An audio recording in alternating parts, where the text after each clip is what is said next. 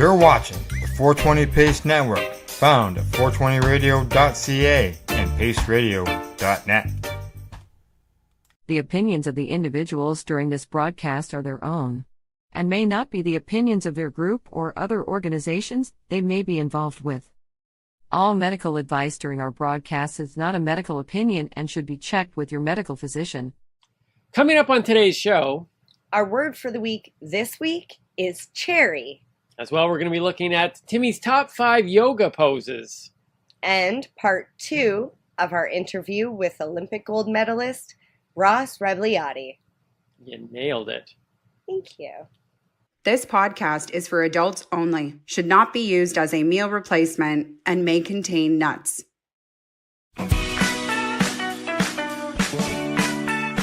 Hey everybody, and welcome back to another episode of the Noobie and the Doobie. My name is Timmy. I am the Noobie. Marijane, I am the Doobie. Today we are celebrating Yoga Day. That's right. I feel like Y-O-G-A. Oh, I like that. That's cute. Do that again. Really? Yeah. Y-O-G-A. Well, it's kind of like a W. Put those arms up. I don't. Loud and proud. Look. Do What? you see? What, because your wrists go back? Oh, how did I never notice that before? Really? I think I just gave our producer probably a big loud earful there. Okay, get this camera. Get this camera. I've never seen that before. Close your eyes. How have I never? Wait, no. What? Oh, jeez. Wait, I think I just heard you twist. Oh my god! How did I not know this? That's why I try not to put my arms up How did I not too much, because I'm like, wait, this is like I straight. can't not see it now. Oh. And I don't even do yoga. Y-O-G-A. I've known you for over 3 years. Yep. You know I have different thumbs too, right? Like my thumbs don't match. No, I understand that. No, you seen Listen, that. I'm not even close to my mic now. That was a legitimate... He's like totally grossed out. That was awesome. Look, there are some things on this show that we plan. Most of the show we don't. And that was one of those. How did I not... When am I ever... When do you ever do this? Yeah. I don't know. For the longest time, I won't extend... You can't not see it now. I love you. I said... What was that, right? I said I love you. That's funny. Remember that thing you said to me the other day? What did I say? You said, I don't need to understand you to love you. And that's okay with me. I don't need to understand to love. Yeah, I love so you. You don't need to understand that my arms go backwards. No, I don't need to understand it, but I cannot not see it now. Well, of course you cannot see it because I'm just got my arms like this. No, now. I know, but now you're looking at my arms like they're not real. Okay, so that was. I thought we were gonna come on. We were gonna talk about yoga because I regularly. Y-O-G-A. If you don't yet, after all the episodes that we've done, if you do not yet understand why you need to watch this on YouTube and not just listen to it you have in no idea podcast what form, just happened. You have just missed out one of many treats that can... Jeez. Okay. All right. So, guaranteed, if this doesn't alone let our YouTube views on this video go up with people going, what just happened? What did she do? Go check that out. Are you done? Do you have any other morphines that you need to do? I'm good. Okay. Yeah. Now, I'll save those for another 5 years from now. Some people right now are going to think that this transition is going to somehow disprove my statement that we didn't plan what just happened. Because what are you going to say? Well, I'm about to talk about extreme flexibility. I swear to you, I didn't know that was going to happen. When we sat down, that's not flexibility. That's like disjointness. So she said she was going to. What would you say you were? I wanted to do a headstand. She said she was going to do a headstand on the chair. We were talking about how we were going to make that happen here, and then We got counted in 5, 4, 3, 2, 1. She goes, "Look what I can do!" Oh no, that's not what we had planned. Look what I can do. Okay, so Like Stewart. look. What's his voice? I can't do it. Look what I can do. That's good, Stewart. That's good. That was on Mad TV, Oh, right? I love Mad TV. Okay, so He's looking like a man.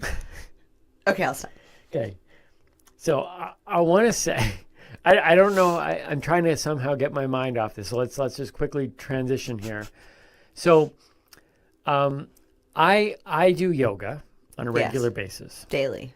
It Multiple times a day sometimes. I will say this once and once only on this episode. I'll say it many more times on other episodes. Yoga changed my life. Okay. The flexibility, the strength. I thought it was just for women and for flexibility. Guys, that was wrong. Wrong thinking. The first time I saw a bead of sweat drop from my forehead onto my mat, I was like, oh my goodness, this is doing something else. These yoga shoulders weren't there before. Just strength in general, just inner calmness, the breathing, the ability to do that, the flexibility, the strength all around, core, just all of it. We don't even have the space here, but check out our social media. I'm sure sometime during this week we will put something up there or a few things that show various. Oh, I'll definitely be yoga doing a things. headstand at some point. So we go to check that out.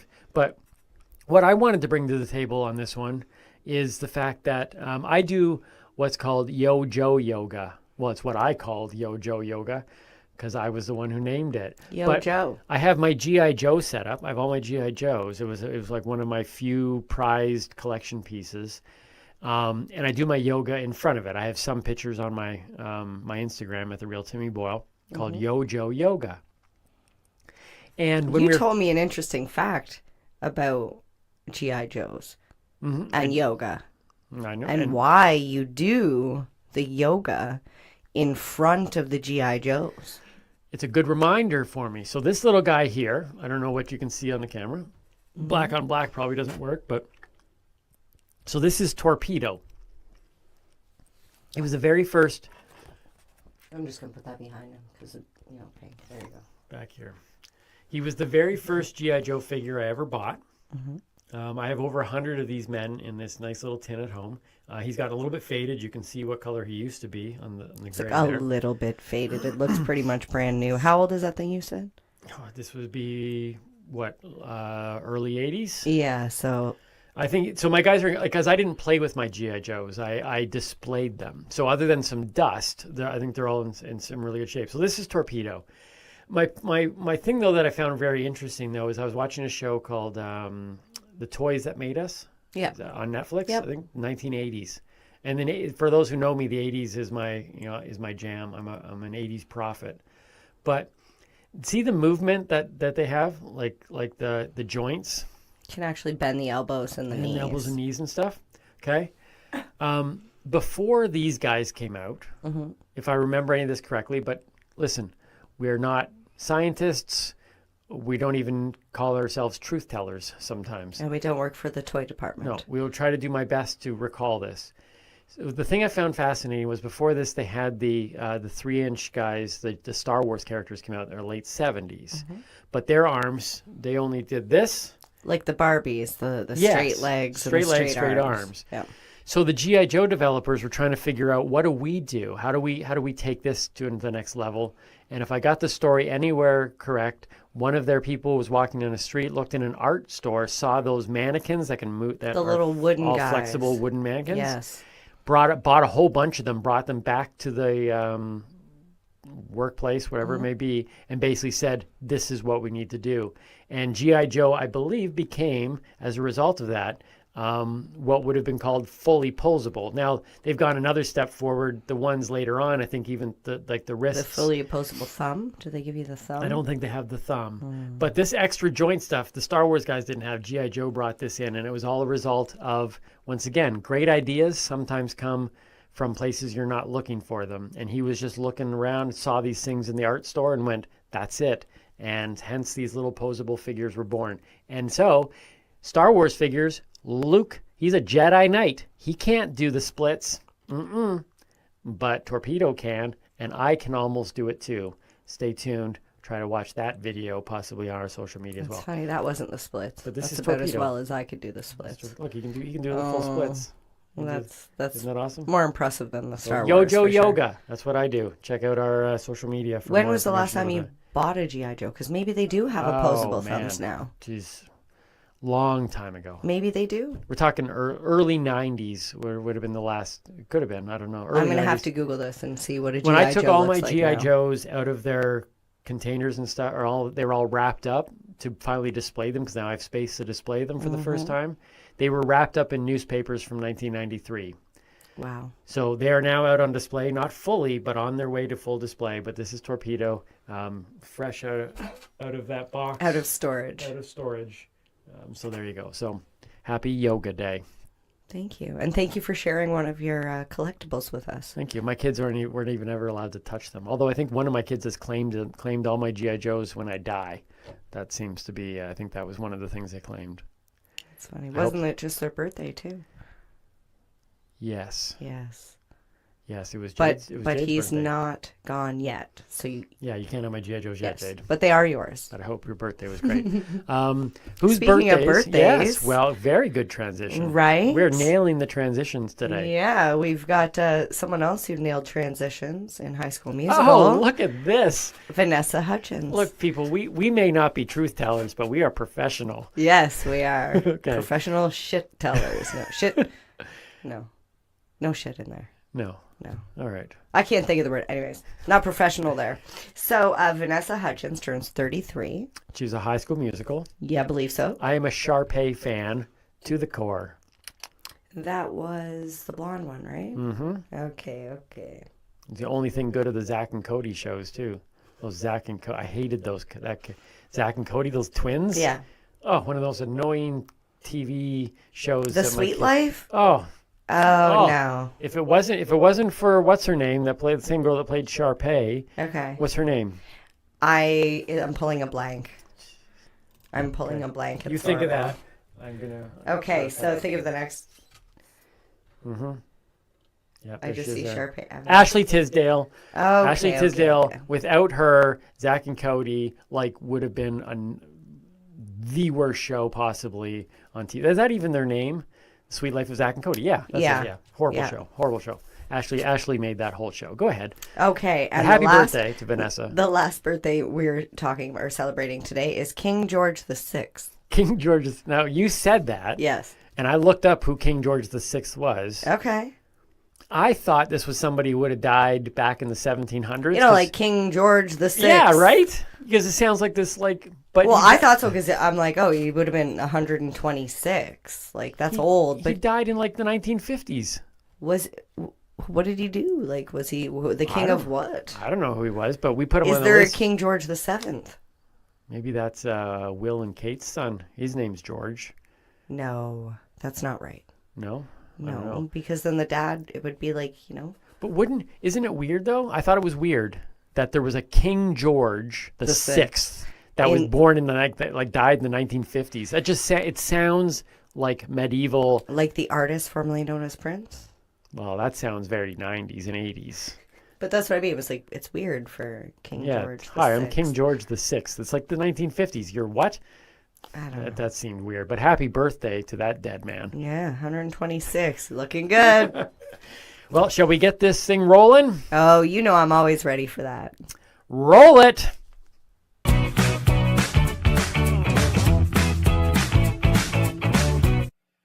Well, it is time for yet another word of the week. Mary Jane, what is the word? The word is the word. Is that was a song, right? It's The a bird- bird. Oh, the bird is the A word. bird. How did you not know that? Well, everybody knows about the bird, yeah. No, I messed up the words. Moving on. What is the bird, Mary Jane? The word is cherry, or also known as the heater. The heater. The heater. Give him the heater, Ricky. No, you don't Do you know want what that the movie's heater. from? You're always- Trailer Park Boys? She lives off of. The only like- Ricky I know is from Trailer Park Boys.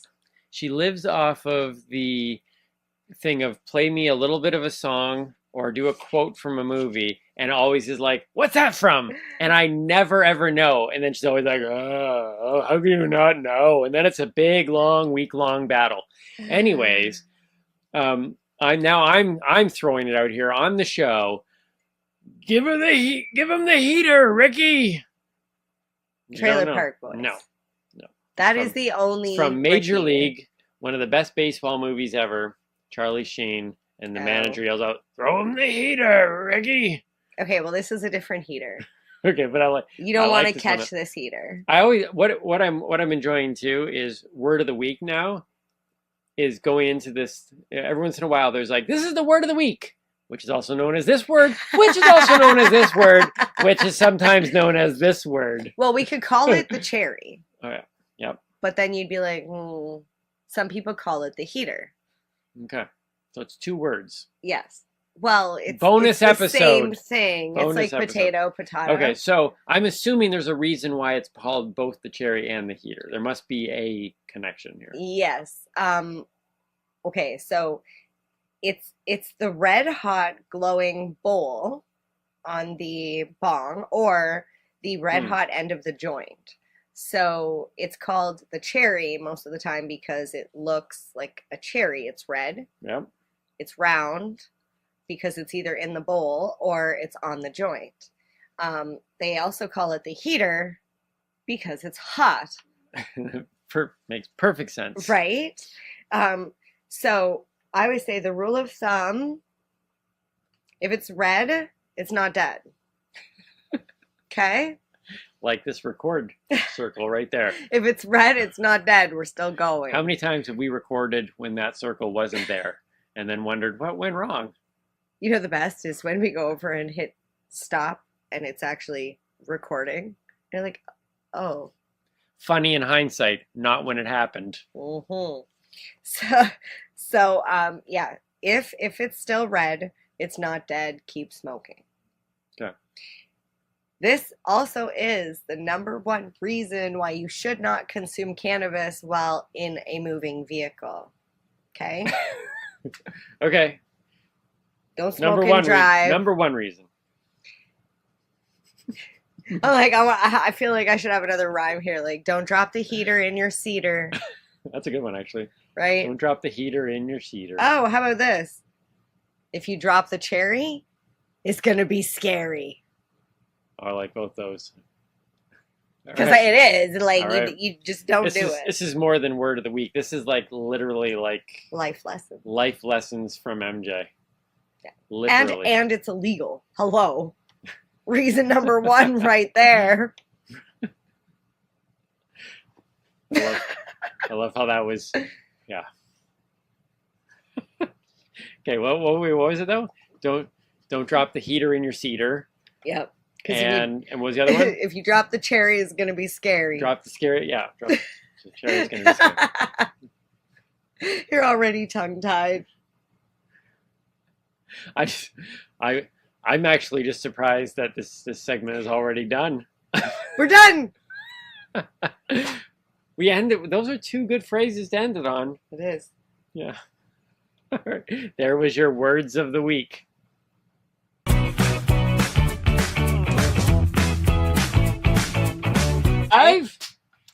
Today's high 5 list is Timmy's top 5 yoga poses. Now, I'm going to be honest with you. I didn't know if I would ever have a high 5 list of favorite yoga poses. Didn't you actually used to preach against yoga? I used to preach against yoga. I was I thought it was for women. I thought it was for flexibility, and that was it. I didn't think you could get a workout of it. I mean, it is no secret that there was a point in my life where yoga was a joke, and it has now radically changed my life. But I am here to tell you that there are 5 very, very, very helpful moves that not only helped me with health and strength and balance. Are you going to go to the shoulders? Well, they did help create and form these amazing yoga shoulders. I feel like I should This is why you watch the show and don't just listen to the show. So if you've been listening on podcast form, thank you. But you're missing the shoulders. Namaste, but you're not getting the shoulders. So these were also, not only did I see improvements in my body because of learning these poses, okay. But they also, each one of them along the way kind of were signposts to show that yoga was working. Okay. Right? So it was like I would look around the room and be like, why can't I do that? Because there'd be like, when I first went, there'd be like, I don't know, like a 60-year-old woman who, I don't know, I don't want to guess their ages. They're older than me. An older woman. And I was sitting there thinking, I can do that. And then they'd be holding these poses and I'm like, I can't do that. But each one of these poses was a place where I was like, oh, wait a minute, I can do this pose now. And each one blew my mind a little bit more. And I realized this thing is actually beneficial. Yeah, you took me to one of your yoga classes, and I don't know about the beneficial part. It is for a special breed of human being. Oh. But your shoulders would be amazing. It would help with that back posture. So here we go. Timmy's top 5 yoga poses. Number 5 was the tree pose. Oh, I like that one. I know that one. Right? The tree pose, you stand like arms up in the air. Are we going to put a photo up? Yes. Where are we going to put the photo? Are we going to put it like right here? It will show up. Here? Maybe. Ooh, what if we put it like right here? Oh, right there. Okay. So if you're listening, you'll have to go over and see these poses. Also during the week sometimes, they'll be on our Instagram page. So the tree pose. It looked really easy. So your hands are in the air and you do like this thing where you fold your one leg and you got to put your foot on the inside of your thigh. Yeah, you got to like bend your leg. It's like bending like a triangle thing. And it looks really simple. But I realized very quickly that I couldn't keep first of all, I'd have to like hold my leg and like lift it into position and move it into the right spot. And then, one leg was stronger than the other. Isn't that the trick to the tree pose?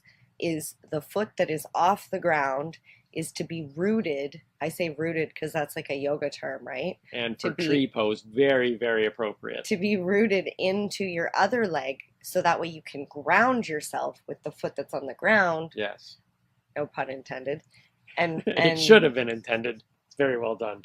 And so you need to kind of push that leg into your other leg or your foot into your leg. When I first pulled that off and realized that I was able to have balance like this with my leg bent in, I was like, okay, I see this. Because I also didn't realize how important balance was. See, I do the swaying tree. That's a good move, a good yoga move. The swaying tree. Actually, they call it yoga. It's funny. I always think it's funny when they say the reason why we call it yoga practice is because we're always practicing. We never get there. And so if you sway, that's exactly what somebody would say. Oh, that's okay. You're doing the swaying tree. Yoga is actually kind of very much, although it's an ancient form of health and exercise type of thing, it's very much fits in today's culture of everybody wins. It's like you can't do yoga wrong. Oh, that's okay. You fell over. You're the falling over tree. That's not true because I went to the gym one time and I signed up for a yoga class and I remember I was in the didn't want to go in the back because I didn't want to draw attention to myself. I also wanted to be able to see, but I didn't want to sit in the front. But yeah, somehow she was like, "Are you okay?" And at that moment, I was like, yeah. Do I not look okay? And she says, not really. Just doing my yoga practice. I'm practicing. I'm practicing not to fall over and pass out because I don't know what we were like. But I've seen you do the tree. You can actually do a tree pretty well. Yes, I do know that one.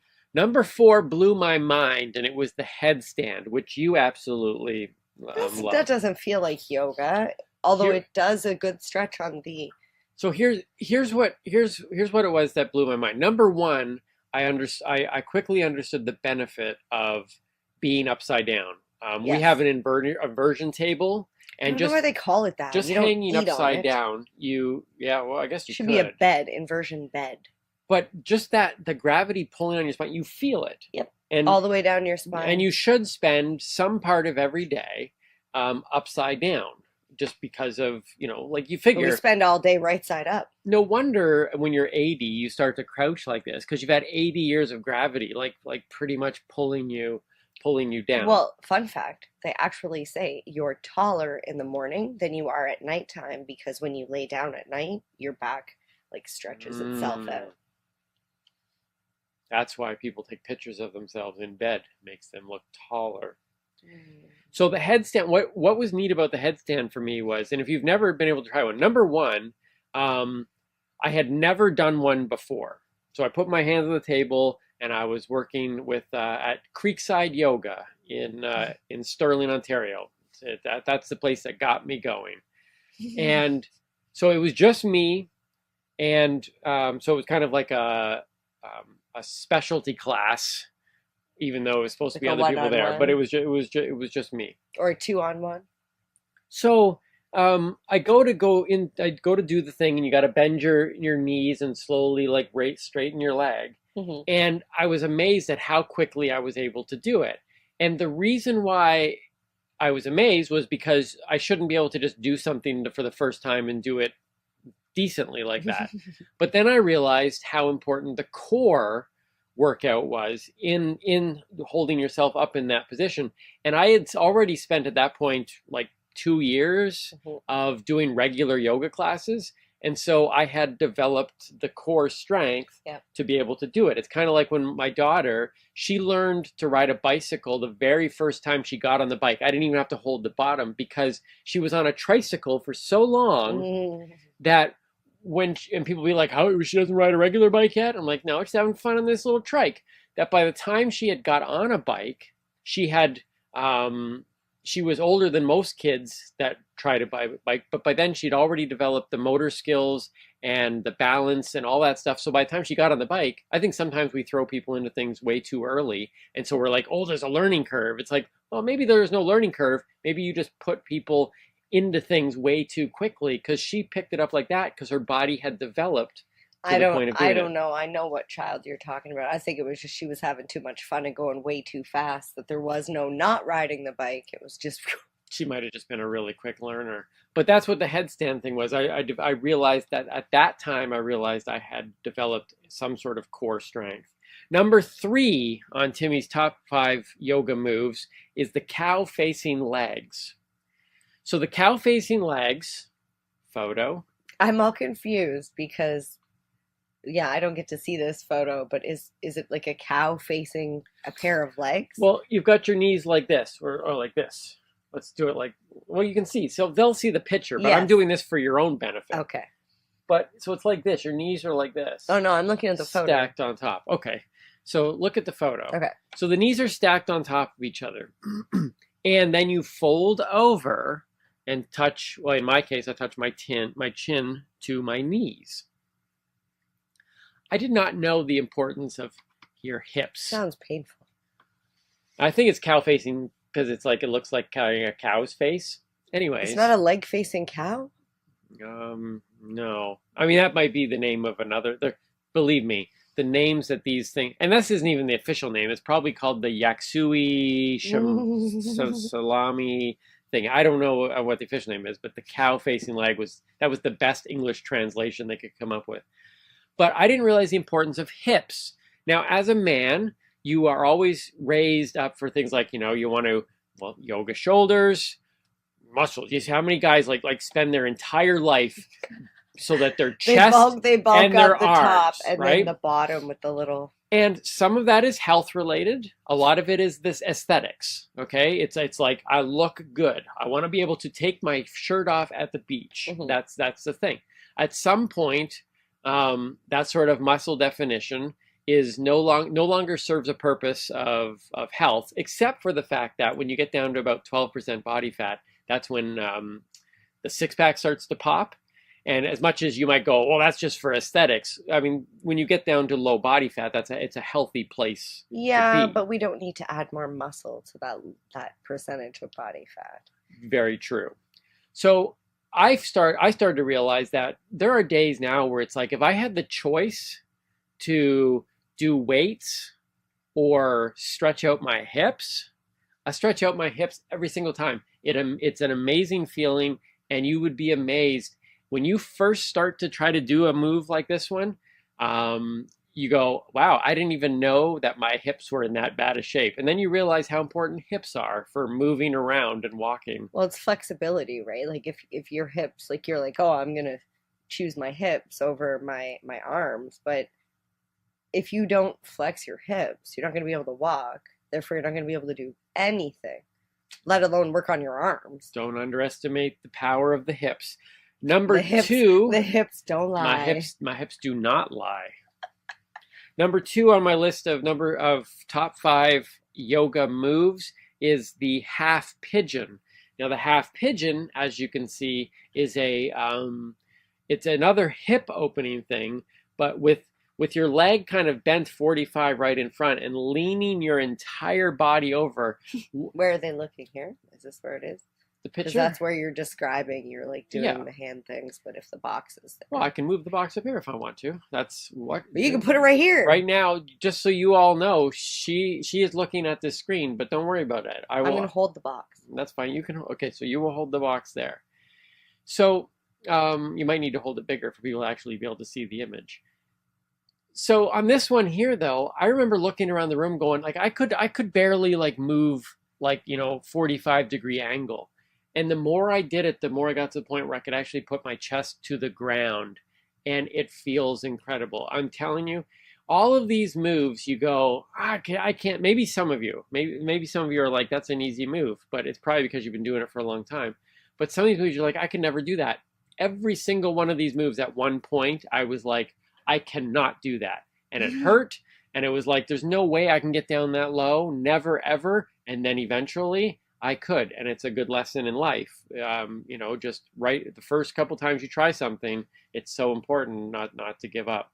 I've done yoga with Timmy a couple times, and I'm not ashamed to say that I've cried multiple times because it was really hard. And for some reason, being in the silence of the difficult pose and the strain and trying to stay strong gets in your brain, and I find myself standing there thinking, this is like life is going to throw difficult things at you, and you're going to have to be strong and stand there and not give up. And next thing I know, the tears are just rolling. I'm like, how much longer do we have? You're like, it's only been 3 minutes. Wait, does yoga counteract the effects of cannabis on you? Because you talk about how cannabis, your mind's always spinning. Mm-hmm. Does yoga counteract that? No. See, okay. Does it bring out something else? My mind spins all the time, but when I'm forced to stop, like with yoga, I'm forced to stop and be sedentary. And it leaves me with, now I'm forced to focus on this, whereas most of the time I focus on this. So if I'm focusing on this, I'm not focusing on this. And when I'm forced to focus in here, then it creates things like, what did I start talking about last time we finished yoga? Trauma from past. Right, and I was like, why? It was like 25 minutes, half an hour of yoga. See? It's weird therapy, but it's good for a stretch. Well, I've heard similar things about cannabis, though, that cannabis doesn't, it's not an escape, because people talk about how people use these things to escape life. Mm-hmm, mm-hmm. That in fact, if anything, it reveals things that you don't want to be revealed. That it actually allows you to enter in. I'm not saying it's negative either, though. Like no, none of this it's not negative. Yeah.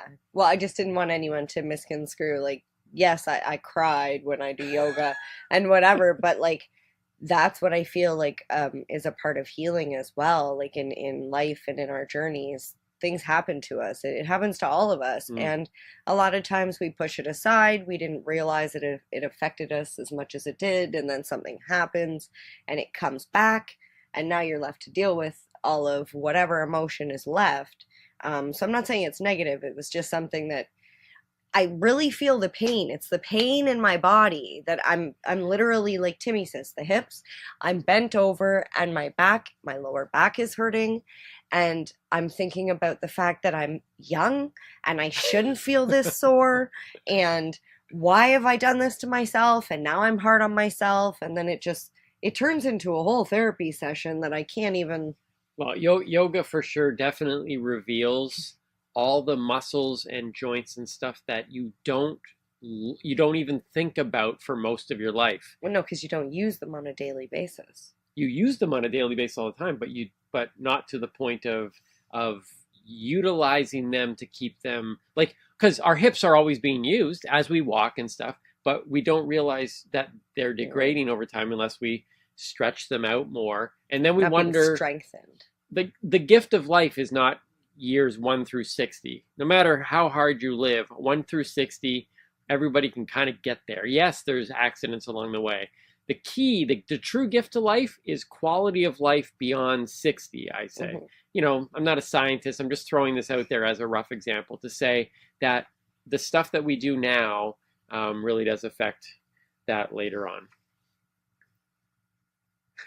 I actually drank my water today. And number 1 on Timmy's top 5 yoga positions, my favorite one all time is the crow. I was going to say, I know this one because I've seen it almost anywhere that you can do it. Anywhere I go, I will show people that. And it is literally, as you can see in the picture, people listening, it's a balance. You've got your knees on, you've got your hands on the floor. I don't know where the photo is, but I want to leave lots of room your because knees, it's friggin' awesome. Your knees go up onto your elbows. So you're balancing just on the palms of your hands with all of your body weight on kind of resting on your arms and stuff. I could not hold this pose for even a brief moment. I'd always have one toe touching down at any given time. And I'm looking around once again at these older women going, how are they doing this for like 10, 15, 20 seconds? And I was ready to give up the pose until one day my held it for like 3 seconds. And I remember, I think I cried that day. I'm like, oh, and then I did a 10 count one day. And that was just, that was actually the moment that I started to like preach for yoga and say, this has radically changed my life. I had tried weightlifting things and all these different exercise programs for years. The thing that gave me some upper body strength, it may not have built muscle mass, but the thing that gave me strength, which is very different than muscle mass, was doing poses like the crow. And I am stronger today than I was in my 20s because of a pose like this. So I will say 2 times, very impressive times I've seen you do that. One was the last time when you did it at Lyft in the unicorn onesie because it was really cold.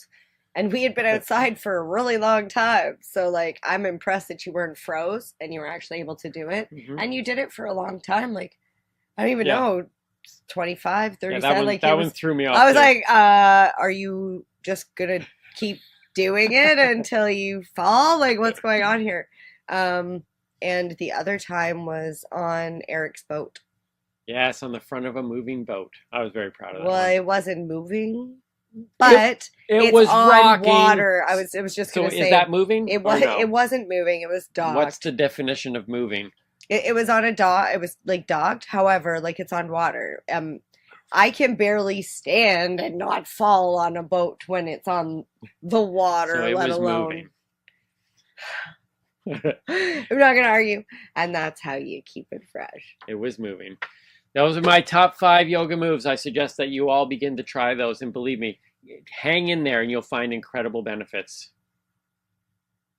Or don't hang in there and fall, but you'll still benefit. You'll be the falling tree. That's funny. Namaste. Namaste here.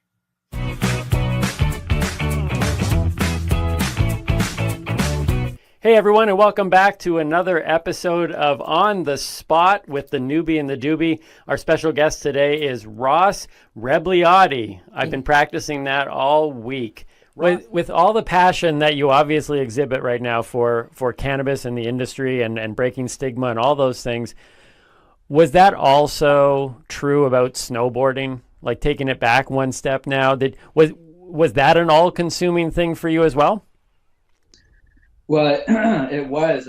I ski raced until I was 15. Okay. I started snowboarding when I was 15, the same year I stopped skiing, obviously, and that was 1987. In 1987, you weren't allowed to snowboard in Canada. Really? Yeah. Huh. What do? There was no snowboard shops in Canada. There were no snowboard magazines. There was nothing. If you wanted to go snowboarding, you had to go to France, right? Basically, my friends went down to Oregon that summer of 87, around maybe it was summer of 86. Came back with snowboards from Oregon, and my friend from France who moved to Vancouver, where I was growing up, had a snowboard from France, and all of a sudden my friends all had snowboards, and I got one. We started just snowboarding and like hiking up Cypress Bowl before it opened, and snowboarding on, or the local parks in Vancouver. Eventually my dad would drive us down to Washington, to Mount Baker, where they were already allowing snowboarding. But it wasn't until 88 that we were allowed to snowboard in Canada and in British Columbia.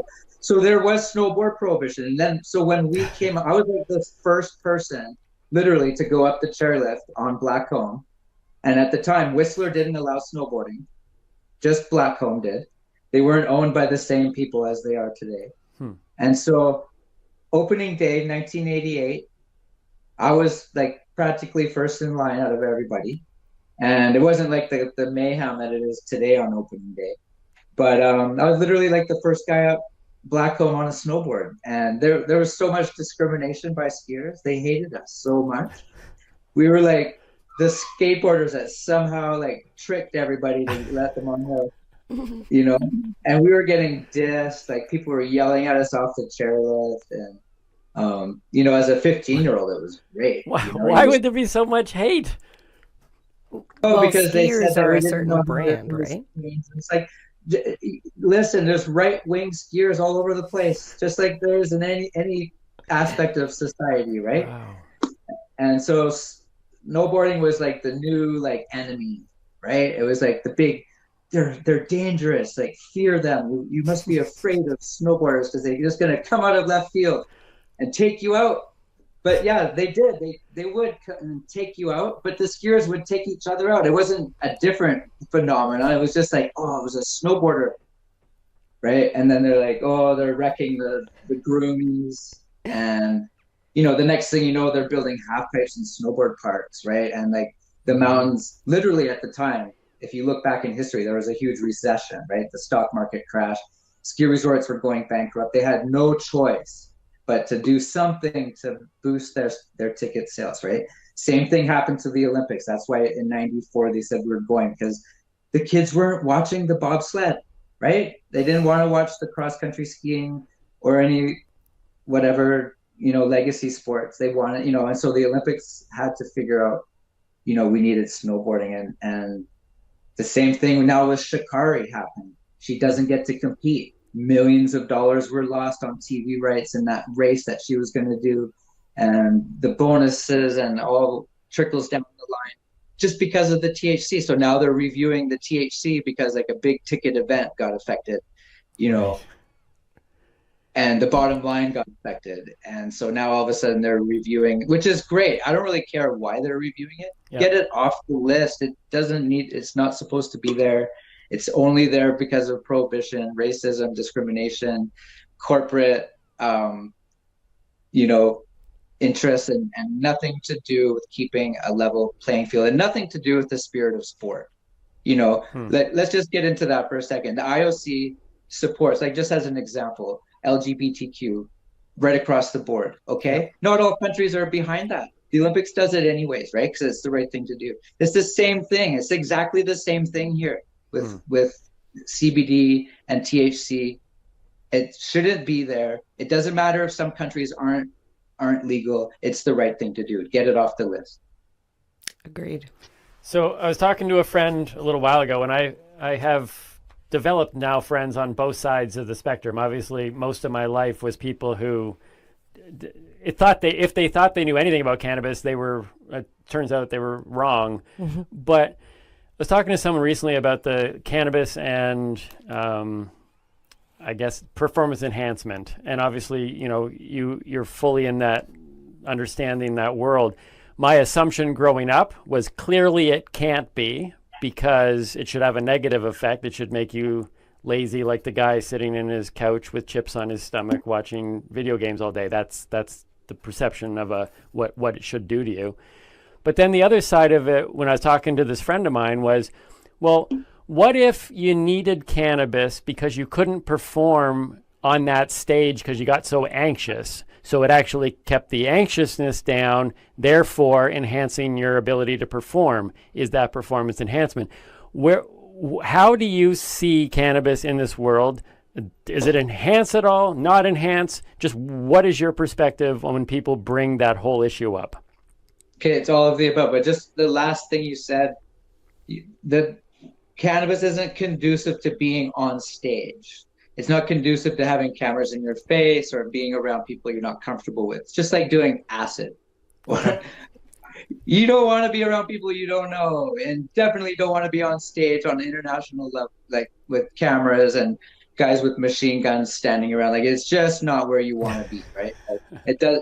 You know, but what it does do is it trains you to be calm over the period of time that you use cannabis, because you don't, like, I'm a healthy guy right across the board. Like, I used to drink. I don't drink anymore. I'm 3 years into not drinking, loving it. I don't want to, like, we can dive into that, whatever. I don't care. But I'm just healthy all across the board. So it doesn't, like, you could take one thing away from me, I'm still going to be healthy, right? But the thing is about, I lost my train of thought. What was I talking about? This is performance enhancement. performance enhancement. Cannabis is not conducive to Cannabis not conducive to crowds. So, as a cannabis user, right? I like use cannabis on a regular basis. I have since I was around 20, and I've learned that it can be part of a healthy lifestyle for me. And I've learned in situations while I'm on cannabis that it helps me in so many different ways, especially with my family and my wife and my relationships with other people. It gives me pause instead of like quickly saying something, like having a sharp tongue, or, you know, and it gives me a chance to reflect on things, like when I'm rolling a joint and when I'm smoking a joint.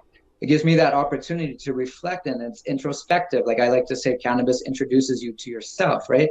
As an athlete, you often hear how much of a head game it is. It's such a head game. It's all head game. Everyone has the best snowboard, the best skis, the best bobsled. Right. The gear is hardly the issue anymore, right? It's all upstairs. And, you know, of course, you need the right coaching and a huge amount of support. So there's a lot that goes into it, to be honest. But it is really about, even if you have the best support group, if you're not feeling confident upstairs, and so here's the thing. Our body has an endocannabinoid system. It's like practically the biggest, like, organism in our body. It's like number 2 besides the skin, I think. Prohibition has caused us to be cannabinoid deficient, okay? It's like being vitamin B12 deficient. It's not an excuse to be deficient in cannabinoids just because of prohibition. Our body needs this stuff, right? And mother's milk is super high in cannabinoids, but it's not, it's that's why babies are so, like, satisfied after feeding. Now that we have legalization in Canada, our bodies are legally allowed to run at their optimal level, right? So before prohibition, I would have argued, yes, it's performance enhancing for so many different reasons, okay? But now, because of prohibition ending and legalization and our understanding of our endocannabinoid system, having it topped off with cannabinoids just allows us to run at the level we're supposed to run at. And by the way, they figured out when your cannabinoid system is topped up, every single cell in your body does twice as much as it does without that. Wow. Twice as much. And that's everything that your cells do, not just your skin cells or your hair or your fingernail cells. Like, your whole entire body, your whole thing is working, not just twice as much, but they're doing twice as many things. So it's an incredible, like, exponential amount that your body does for you so when we talk about performance enhancing in the traditional sense of the word, you're like, okay, I'm going to smoke a joint, I can run faster, that sort of thing. I don't know. No one's really like done that test. I'd be willing to like do tests like that, and see how it turns out. But I would argue that somebody who uses cannabis is going to have a much more even keel, is going to show up to training much more regular, and is going to perform at a better, optimal. Is going to perform optimally at those training sessions. And at the end of the day, after years and years of training, all this positivity and the extra days of training on the rainy days and the cold mornings, and the late nights and being away from your family, and somehow being able to handle all that upstairs without intoxicating yourself in a negative way, and that whole lifestyle that goes with it, lends itself to being healthier and performing at a higher level. And so you can see it from lots of different angles. Right. It all depends. Like, people interpret, like in law and in politics, people interpret the same thing like a million different ways. See, I'm glad you brought up the endocannabinoid system, because that's I'm all about teaching and the education, and I like to put things in terms that other people can understand, because like everybody has a car, right? We all have cars or vehicles or whatever. We know to check the oil. We know to, the windshield washer fluid, the coolant, the gas, keep all that stuff done. But did you know that there's a little fuse panel in there, and there's like little fuses, and they all have different numbers, and a lot of people don't know that. But they also don't know that, like you said, we have all these endocannabinoid receptors, and although we're feeding ourselves milk or dairy or cheese, all the stuff, the meat, all your vitamins, but you're not getting the proper cannabinoids. So that's why when Ross is saying, yeah, we're just getting what we need to be in this state of homeostasis, in the best state that we could possibly be in. And that will eventually help you perform better. And guess what? When they made weed illegal, whatever it was, 80 years ago, that was like the birth of Big Pharma. Yep. Because cannabis oil was the base of almost every single medicine. Yep. THC tincture. On the planet was the base. And then they would add other herbs and things to that to augment it, to do different things, right? But the base was cannabis. And then all this issues that we're having with ADHD, anxiety, stress, depression, these are all symptoms of having a deficient cannabinoid system. And the Big Pharma has capitalized on lobbying the US government to keep it that way, for one thing, so that they can sell people their synthetic drugs. I mean, the opioid crisis is a perfect example. No one's talking about the cannabinoid crisis, because they want you to be on those antidepressants, right? Yep. But the opioid crisis, it doesn't affect me and you, so we don't give a shit. And who cares what the drug addicts do? And and they're just continuing to pump, regions of the country. Like Tennessee, for example, I think there's like 30 million people that live in Tennessee, or less, or no, 7 million people live in the whole state of Tennessee, and something like 180 million codeine pills or whatever had gone into that state in the year before. Wow. Yeah, that's crazy. For only that 7 million people, it's like 100 pills per person per month or something like that.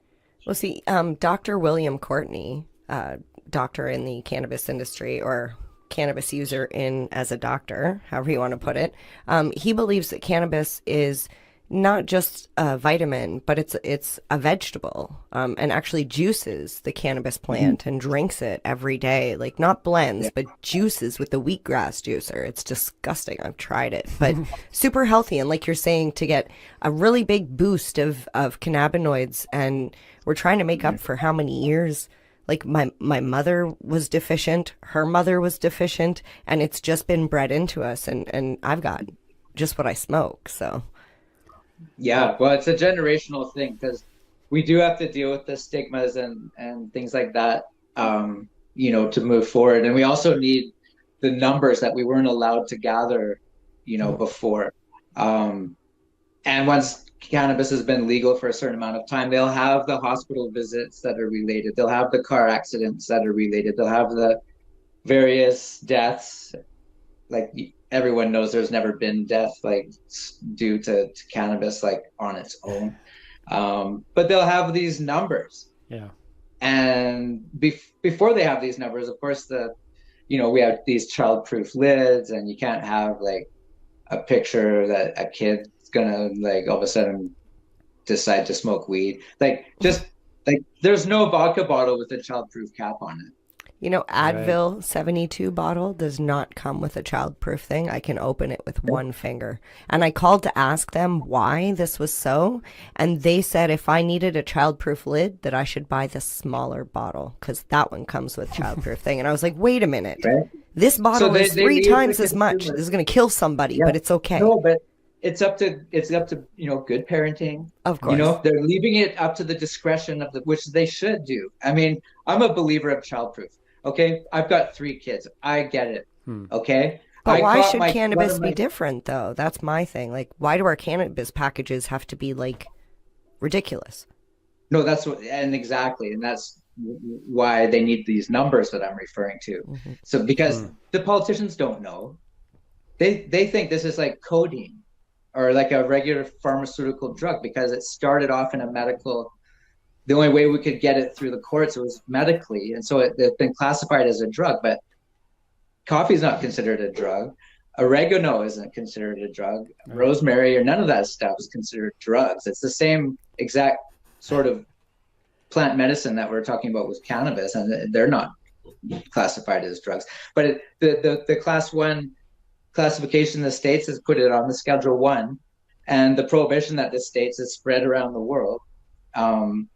Or else you can't be an ally of the States, has created this huge, like massive issue, right? And that's why, it's still federally illegal in the States because it's tied into so many diplomatic relationships that they have, and they have a hard time backpedaling it. They're gonna have to.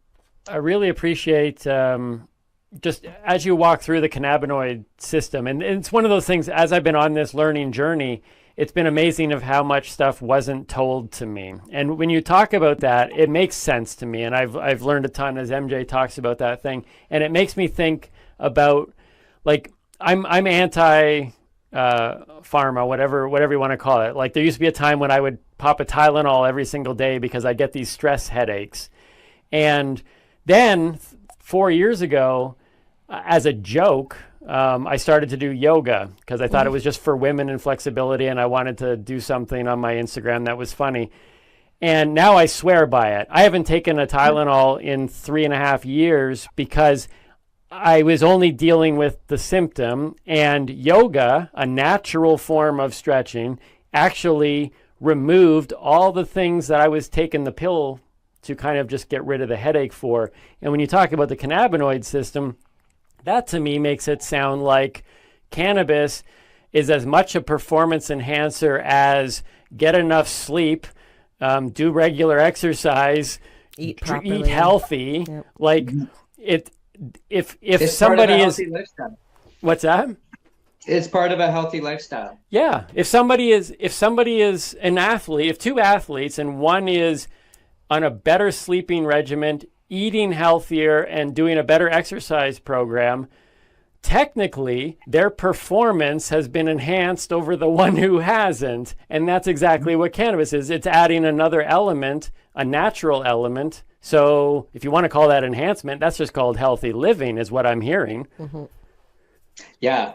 And in the sports like cycling, for example, like the Tour de France, like marginal gains are kind of what they're after. And running. Those guys from Kenya that run the Boston Marathon, they're literally down to like what shoelaces they're using to try to, and so it's these small differences that you can put together called marginal gains, and cannabis and water and potassium and all these things that you need as an athlete and as a normal person, just add up to being, almost unbeatable. And you do need all of those things, because you're only as strong as your weakest link, right? And stress happens to be, and anxiety and depression happen to be very good friends of athletes. And not drinking and sleeping, going to bed early, waking up early, having a lifestyle that's repetitive, that is sustainable for years on end, like for your whole life. Like, I don't go on a diet. I'm on a diet. Like, I'm not on a diet. This is my diet. Like, that's the concept that you have to think about. Like, you don't go on a diet. You fix your diet so that you eat like that every day of your life, or and it's just a different mindset, really. And it's the people that are open to using cannabis that are also more open to those different kinds of mindsets and thinking outside the box. And it really does make you more comfortable when you're uncomfortable. And that's what we're getting back to as far as stress and things like that. You don't need to smoke a joint that day, but if you've been training yourself, like yoga, for example, like smoking weed is like yoga, right? Like, over a period of a decade, you will train yourself to be more calm. And if you watch like interviews of me at the Olympics, like, the reporters were like, "You're so fucking calm." And I'm like, I know, but I'm all torn up inside. Like, you wouldn't believe what it was like being in jail. But yeah.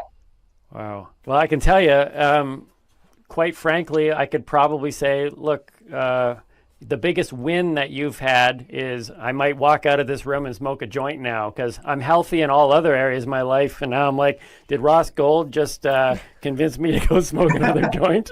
Well, listen, if you do that, just remember, dosing is everything. Like, you match it to your tolerance. Yeah. Instead of having like a big puff, have a teeny tiny little hoot and flick that joint as far away from you as possible. Well, it is that time again. Time for a smoke? No, unfortunately, it's time for us to say goodbye. Oh, well, thanks for joining us today.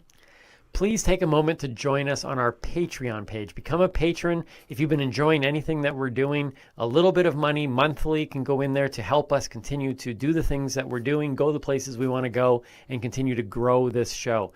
As well, you'll have access to full interviews of the people that we have interviewed, hence they're called interviews. Those will be available there, because you only see clips on these episodes. As well, there'll be other extras and stuff available there too. So go to our Patreon at the Noobie and The Doobie and help support what we're doing here. And you can also connect with us on social media, Facebook and Instagram at the Noobie and The Doobie. And of course, be sure to subscribe on our YouTube channel, and as well your favorite podcatcher. Whether you want to watch us or listen to us, we always recommend watching based on things that you even saw in this episode. But go on to there at the Noobie and The Doobie. Push little bell notifications, whatever it may be, so you do not miss anything coming up. And while you're there, why not share with your family and friends, whether they're a newbie or a doobie? And on that note, with this, I close. Our podcast is a weekly podcast? I was getting there. I was being more dramatic. Okay. With this, I close. Our podcast is a weekly podcast, so we will see you next week. But until then, please remember, stay lifted and keep on laughing. Cheers.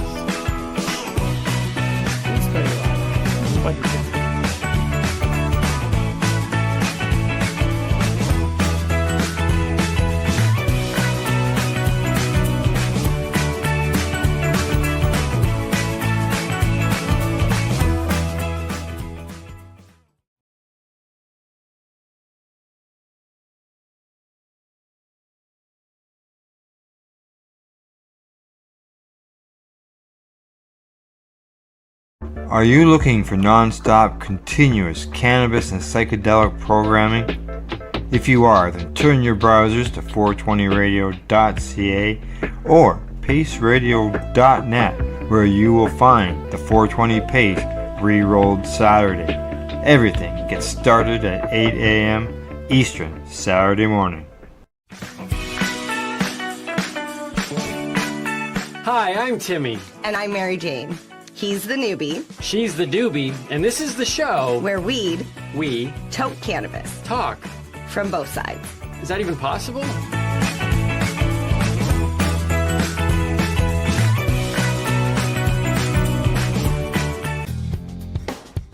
Stay tuned. We'll be back after this toke.